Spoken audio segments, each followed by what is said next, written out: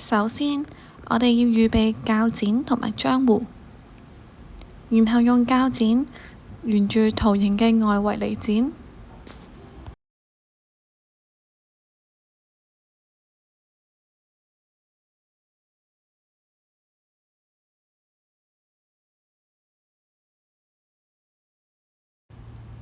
圖形上邊有一啲垂直嘅虛線，我哋沿住呢啲虛線嚟摺疊。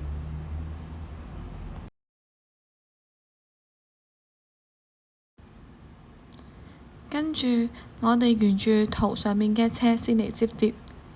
我哋先摺晒同一邊嘅斜線，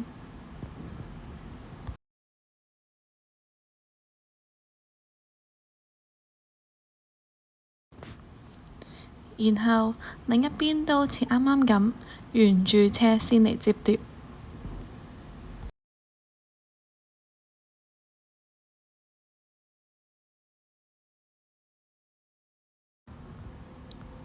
跟住，我哋喺所有印有漿糊嘅格仔裏邊塗上漿糊，一陣間用嚟黏貼。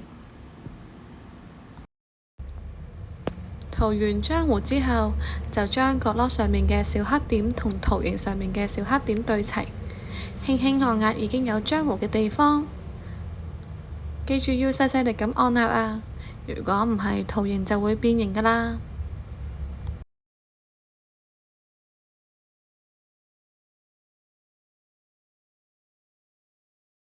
最後，我哋將兩端連埋一齊，然後按壓有漿糊嘅地方，再轉動幾下就完成㗎啦。